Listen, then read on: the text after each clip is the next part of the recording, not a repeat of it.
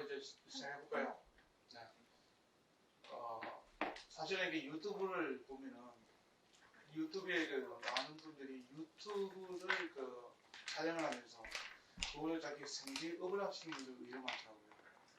구독자 수가 많으면 그걸 많게는 이제 한 100억 번다 돼요.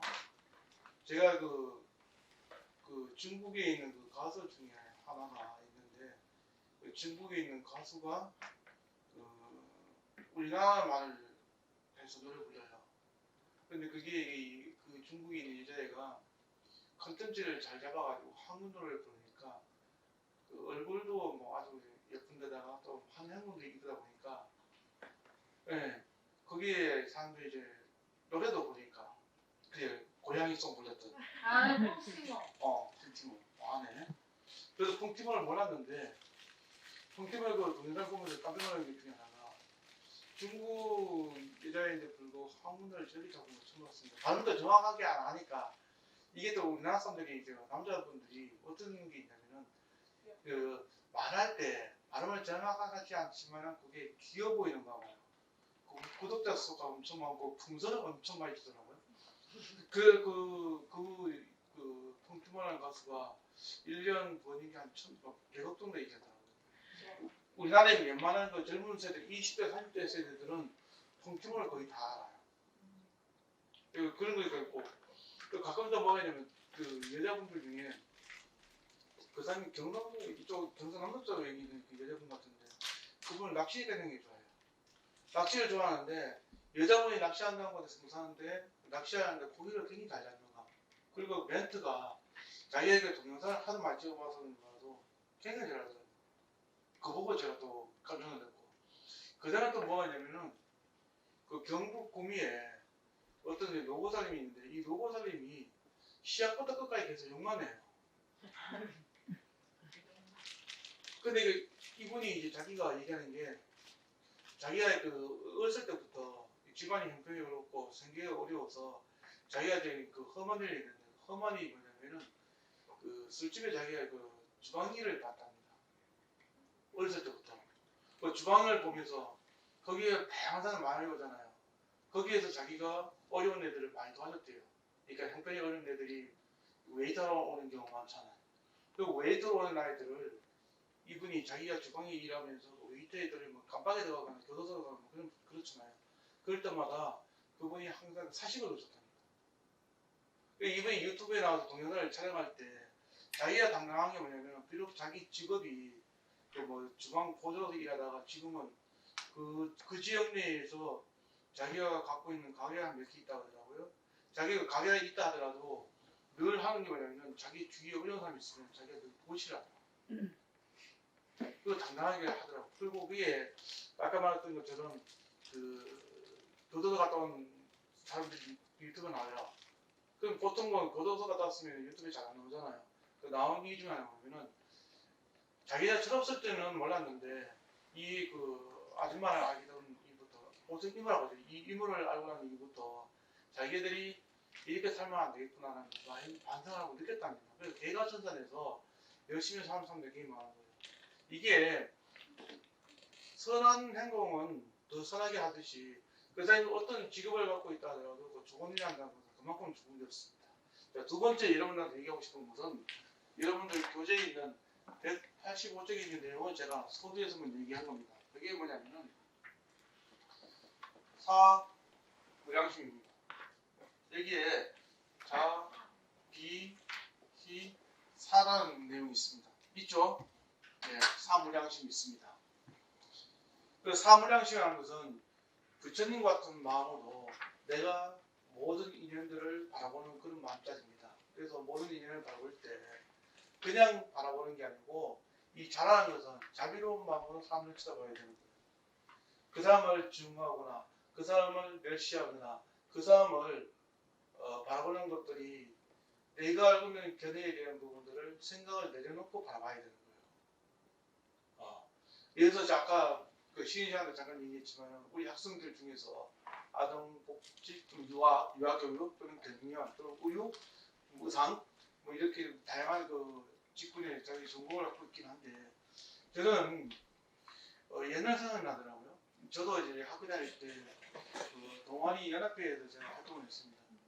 그 동아리 연합회 활동할 때 사실은 그 동아리 연합회 활동할 때 그 동아리가 사실 침체되어 있는 동아리였는데 그 침체된 동아리 또는 소멸될 수 있는 그 동아리를 제가 다시 그 활성화시키고 또 그 동아리를 서로 만들기도 하고 그렇게 해서 그때 제가 움직였던 동아리가 실제로 움직이는 건 10몇 개 안 됐었는데 제가 그 동아리 활동을 하면서 1년 사이에 30개 만든 적이 있어요.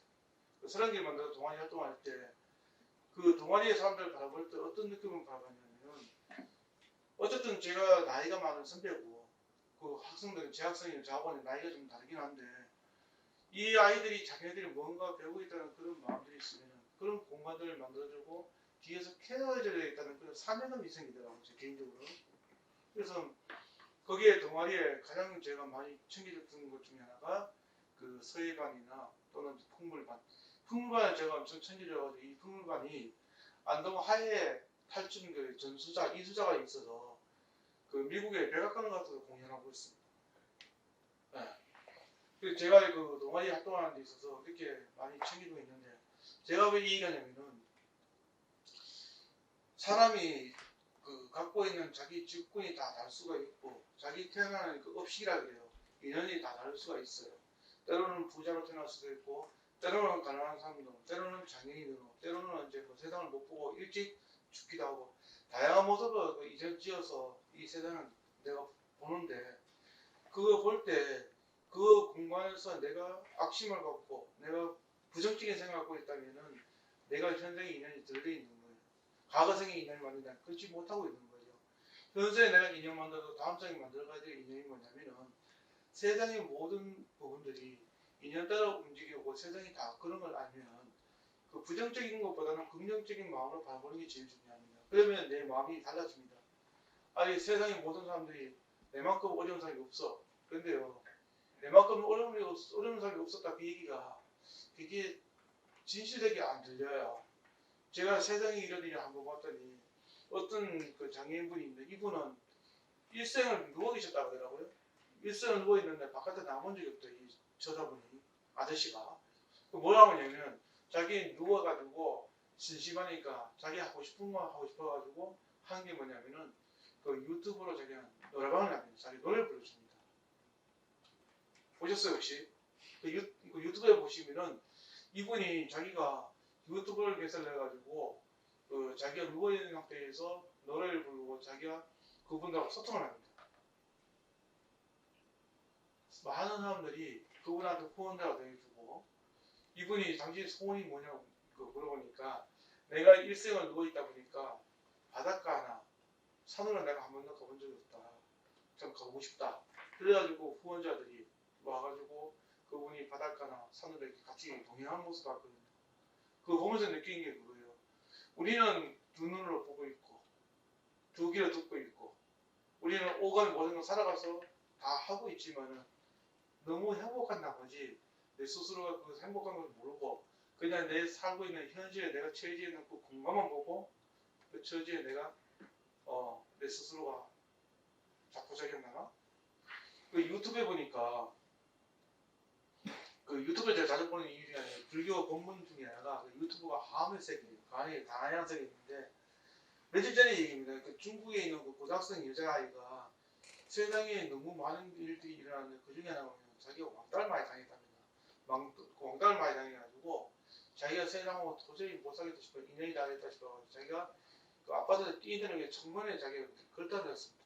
걸다는데 매달렸는데 그 매달리는 게 오후 1시에 매달렸어요.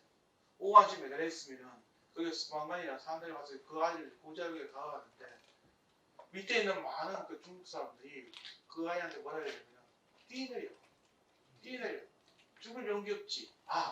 걔는 안 뛰어내릴 거야. 사람들이 옆에서 그러는데 이 아이가 몇 시간을 매달렸으면 한 5시간 정도 매달렸었는가 봐요. 1시부터 6시까지 있었으니까 매달려 있다는데 소방관이 가서 손을 닦여보니까 이 아이가 그래요. 아저씨 고맙습니다. 그리고 그 손을 놔버려요. 그래서 그 아이가 거기서 떨어졌어요. 떨어지니까 많은 사람들이 박수를 치고 웃는 거예요. 그게 동영상에 나온 거예요.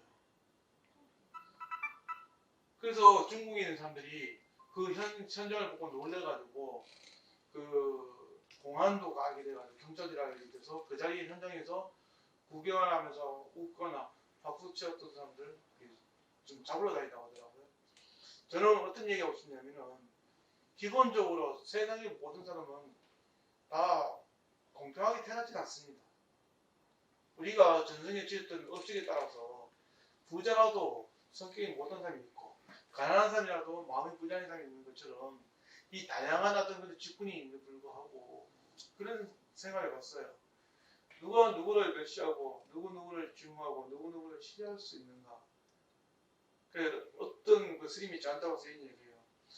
자기가 갖고 있는 띠가 있는데 이제 자기가 갖고 있는 그 띠가 이제 어떤 띠하고는 안 어울려서 저 사람만 만나면 무조건 저 싫어하면 이렇게 얘기해요. 이해돼요? 무슨 얘기죠? 무슨 얘기냐면은 그 띠 중에 원진과 상충이 있어요. 또 상극이 있고 상생이 있는데 그게 맞는 것 중에 하나가 이런 겁니다. 개띠하고 뱀띠하고 맞다. 이렇게 얘기하잖아요. 그러면 그게 안 맞다고 해서 내 스스로 개띠하고 뱀띠는 안 맞구나. 안 맞는 거야. 이런 생각을 자기가 머릿속에 주입을 시키면 그다음부터 뱀띠만 보면은 뱀띠하고 나가 안 맞아.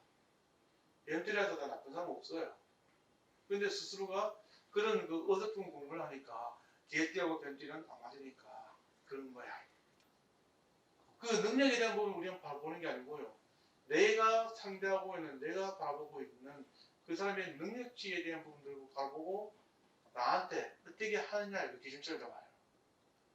이 사람이 나한테 말 잘 들으면 내 사람이고 이 사람은 내 말 안 들으면 적이다. 우리나라가 역사 대대로 단토사임이 일어나고 지금도 이제 야당 대당을 이어서 싸우고 있는 것 중에 하나가 늘 그것 때문에 그래요. 저 사람이 할 말이 맞아. 근데 저 사람이 할 말 내가 인정하게 되면 내가 자기가 보전이 안 돼. 밀린다 상황. 이게 뭐냐면은 자비로운 마음이 없는 거예요. 자비로운 마음이라는 것은 사람을 인정을 해야 돼요. 사람은 잘나면 잘난다고 못나면 못난다. 저 사람 다 기준이 거예요. 그죠? 그런데 불구하고 그 잘난 사람들끼리만 모인다고 했을 때 그 잘난 사람끼리에서도 또 그것을 사람들 나와요. 어떤 그 개그맨 같더라고요. 정우성이 못나고 뭐 이정재 못나고 그게 뭐지 그 공유 그래죠. 그런 애들 모이는 거기에 개그맨이 한번 갔대요. 개그맨이 갔는데 그 자리에서 자기가 도저히 보여드리겠대요.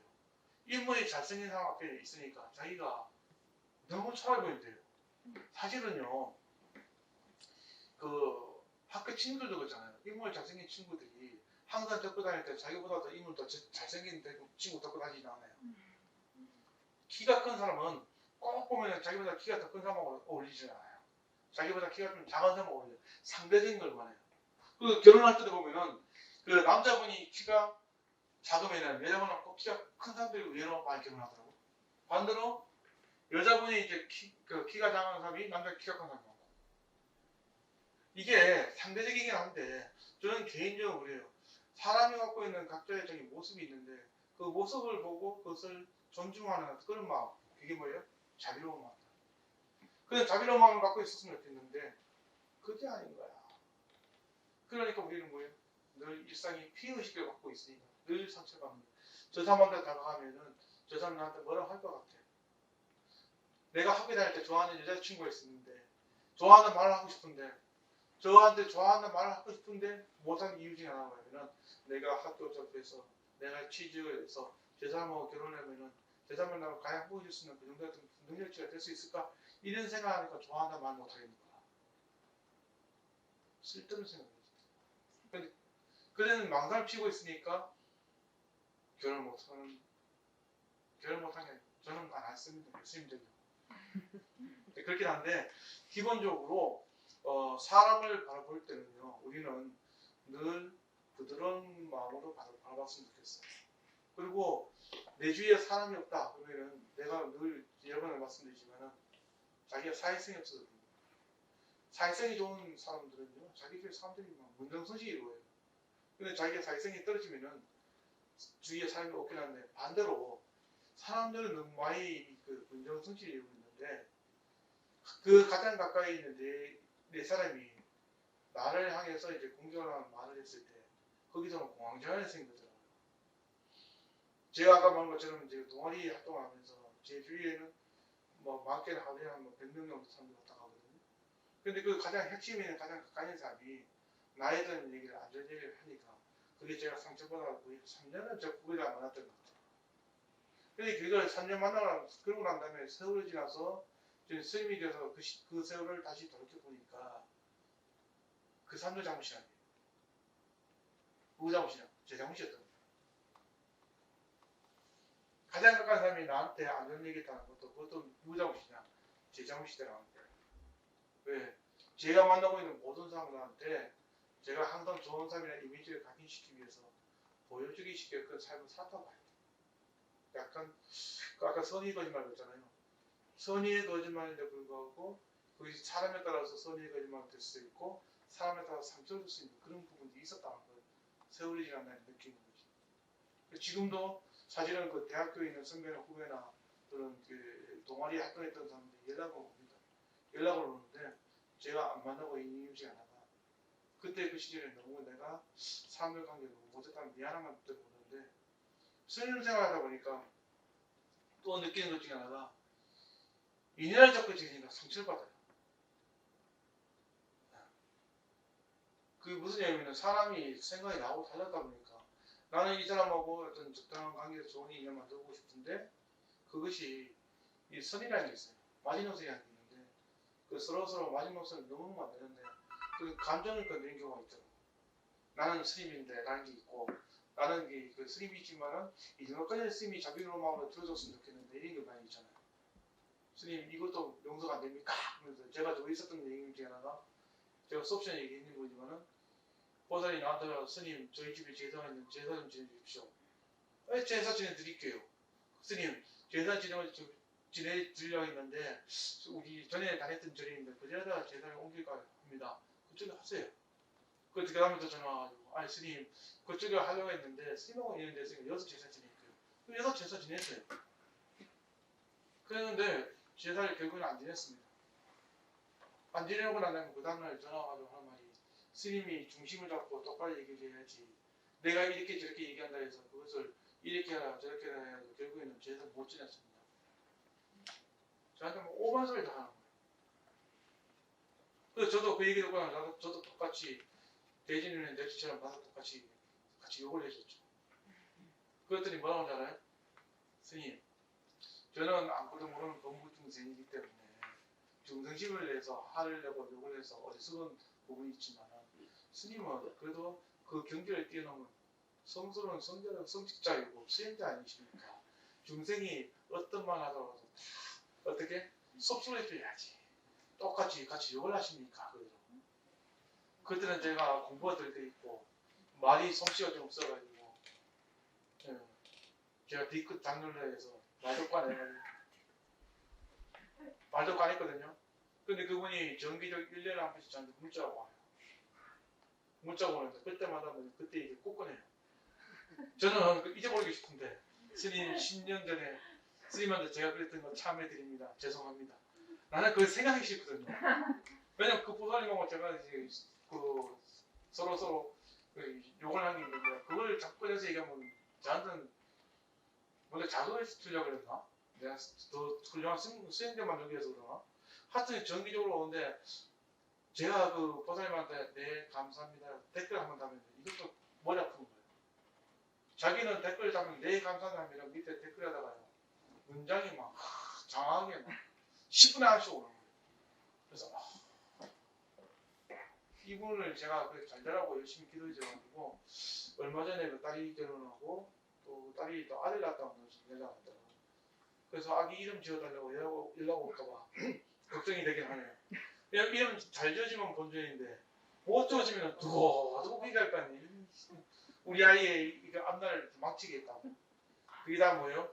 우리가 기본적으로 사람을 자비로운 제가 스님이 자비로운 마음으로 신도분을 당하면은 신도분들 그 자비로운 마음이 뭐예요? 나만 할 스님, 나만 바라볼 수 있는 그런 스님 이렇게 그걸 다 스스로가 딱 기준을 잡아놓고 자기가 어떤 말을 해도 다 받아줄 거야 이렇게 하는데 스님도 인간이고 중생이에요. 이런 것보다 좀 세상을 바라는 안목을 마음자리를 조금 쉬었다 뿐이지. 저도 욕할 줄 알고 저도 할 말 다 하는데 안 하려고 노력하고 있는 뿐이지. 그리고 안 하니까 그 말수가 좀 줄어들긴 해요. 그래서 이왕이면은 불자 여러분들이 중생을 바라볼 때 또는 내가 많은 사람들 바라볼 때 어떤 조건 없이 바라보는 것도 좋지만은 그 조건 없이 바라본다 하더라도 상대편을 존중하고 배려하는 마음으로 그 선을 넘지 않았으면 좋겠어요. 스승과 제자 또는 친구 간에도 마찬가지고 그 선을 넘을 수 있다는 것은 서로 어떤 깊은 어떤 그런 어떤 정성을 같이 할 수 있는 부모, 자식 또는 부부 이런 어떤 관계 이해에는요 상처를 주지 말았으면 좋겠어요. 나이 뚱뚱하다 너 나오고 이기면은 아니 내가 뚱뚱하면 지금 밥이라도 사주고 그렇게 말하든지 밥도 사주지 않으면서 뭐가 뚱뚱하대요. 예를 들어서 꼿꼿한 게 아니라 그런 것처럼 사람이 갖고 있는 마음자리가 내가 무심결에 내뱉는 것은 누구한테 상처를 줄 수가 있어요. 그게 뭐냐면 자비로운 마음이 없어서 그런 거예요. 10분 쉬었다. 5분만 쉬었다 하겠습니다.